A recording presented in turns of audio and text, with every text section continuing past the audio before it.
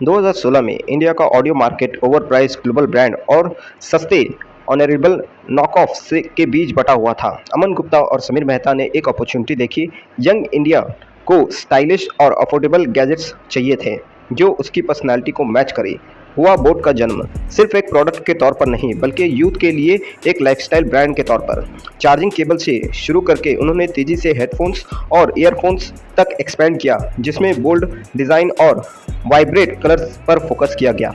Social media पे उनका playground बन गया। उन्होंने बोट एड्स का एक ट्राइब बनाकर रख दिया जिन्हें लगा कि वे किसी एक्सक्लूसिव चीज़ का हिस्सा है। मिलीनियंस और जेनजी से कनेक्ट करके बोट ने हेडफोन्स को फैशन स्टेटमेंट में बदल दिया और एक लायन कम्युनिटी बनाई। हर यूथ का फर्स्ट अप्रोच ने इंडिया के इलेक्ट्रॉनिक मार्केट में बोट को मेटीरियोटिक राइज के लिए स्टेज सेट कर दिया था। Chapter 1 the secret behind boAt dominance. BoAt का डोमिनेंस 3 चीज़ों से आया: bold marketing, smart pricing and eye catching designing. उन्होंने बॉलीवुड स्टार, क्रिकेट आइकॉन्स के साथ पार्टनरशिप की जिसने बोट के प्रोडक्ट को एक्सपीरियंशनल बना दिया। म्यूजिक फेस्टिवल और आईपीएल टीम को स्पॉन्सर करके यह ब्रांड एनर्जी और एक्साइटमेंट का सिनोनिमस बन गई। उसके प्रोडक्ट प्रीमियम लगने लगे लेकिन मोसेस के लिए प्राइस थे जो हैवी बास और मजबूत बिल्ड जैसे फीचर ऑफर करते थे। वाइब्रेट कलर और ट्रेंडी डिजाइन ने बोट के गैजेट्स को मस्ट हैव एसेसरीज बना दिया। इस लगातार मार्केटिंग और वैल्यू फॉर मनी अप्रोच ने बोट को एक जाना माना नाम दे दिया। 2022 तक बोट ने इंडिया के TWS मार्केट का 40% से ज़्यादा कैप्चर कर लिया था। फॉर्मूला था हर जगह रहो, अच्छे दिखो और अफोर्डेबल रहो। Chapter 2 ambition of innovation and expansion. ऊंचाइयों पर सवार होकर बोट ने एक्सपेंड करने का लक्ष्य रखा, प्रोडक्ट और जियोग्राफी दोनों में। उन्होंने मेक इन इंडिया को अपनाया, नेशनल प्राइड बढ़ाने और क्वालिटी कंट्रोल करने के लिए लोकल मैन्युफैक्चरिंग में इन्वेस्ट किया।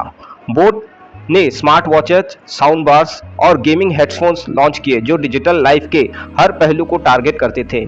इंटरनेशनल एक्सपेंशन शुरू हुआ लेकिन नए मार्केट्स में घुसना उम्मीद से ज़्यादा मुश्किल साबित हुआ। 2023 में बोट ने आईपीओ के लिए फाइल किया लेकिन उसे पोस्टपोन कर दिया जिससे अंडरलाइनिंग फाइनेंशियल प्रोसेस का संकेत मिला। कंपनी की तेजी से ग्रोथ इंप्रेसिव थी लेकिन दरारें दिखना शुरू हो गई थी।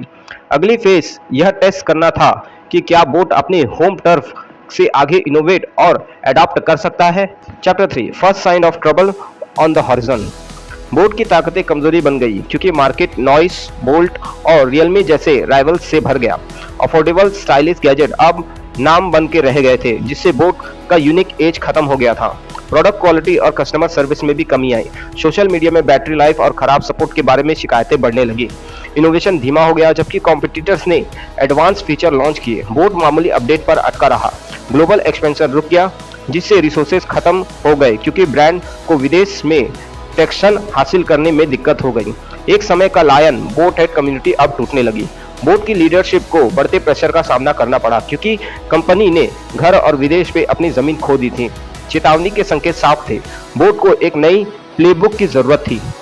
Chapter 4 a deep dive into the financial crisis. 2025 तक बोट के सेल्स रुक गए जिससे वेयरहाउस ओन सेल प्रोडक्ट से भर गए और कैश फ्लो क्राइसिस आ गया। क्वालिटी इश्यूज पर एक बड़े प्रोडक्ट रिकॉल ने कंज्यूमर ट्रस्ट को तोड़ दिया और ब्रांड की इमेज को नुकसान पहुंचाया। इसके बाद कास्ट काउंचिंग हुई, लेफ्ट ऑफ मार्केटिंग में कमी और फेंडिंग सेलिब्रिटी एडवर्टाइजमेंट लीडरशिप में उथल पुथल हुई जिससे हाई प्रोफाइल एग्जिट्स और को फाउंडर समीर मेहता का इस्तीफा शामिल था। एक ग्लोबल जाइंट को संभवित बिक्री के बारे में अफवाहें फैल गई। कंपनी सर्वाइवल मोड में चली गई, स्टेबिलिटी हासिल करने के लिए संघर्ष कर रही थी।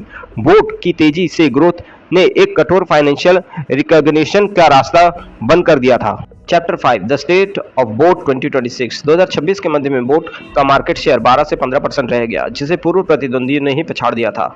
इन्वेंट्री क्लियर करने के उद्देश्य में दिए गए गहरे डिस्काउंट ने मुनाफे और ब्रांड वैल्यू की नाम को कम कर दिया था। मैन्युफैक्चरिंग यूनिट्स बंद हो गई, वर्कर्स और वर्कफोर्स का काम बढ़ गया।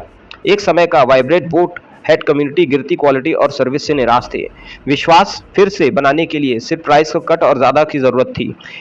इसके लिए असली इनोवेशन और कस्टमर फोकस की जरूरत थी। मार्केट पहले से कई ज्यादा कॉम्पिटिटिव था और बोट की पुरानी स्ट्रेटेजी अब काम नहीं कर रही थी। कंपनी ने नए पार्टनरशिप्स और टेक अपग्रेड की तलाश की, लेकिन परिणाम अनिश्चित रहा। सवाल बना रहा, क्या बोट वापसी कर सकता है या उसका सबसे अच्छा दौर खत्म हो गया। Chapter 6 the legacy of boat. Boat की यात्रा भारतीय स्टार्टअप के लिए एक चेतावनी भरी कहानी है। सफलता बहुत ही कम समय तक हो सकती है यदि आप क्वालिटी और इनोवेशन को नजरअंदाज करते हैं।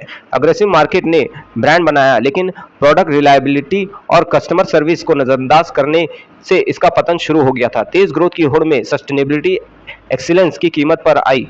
कॉम्पिटिटर्स ने इनोवेट किया जबकि बोट स्थिर रहा, जिसने कल के सेंटर आज वह फॉलोअर बन गया। फर्क यह है कि कस्टमर लॉयल्टी पूरे अनुभव के जरिए कमाई की जाती है, न कि सिर्फ बिक्री से। बोट की कहानी एक रिमाइंडर है कि टॉप पर पहुंचना मुश्किल है, लेकिन वहां बने रहना और भी ज्यादा मुश्किल है।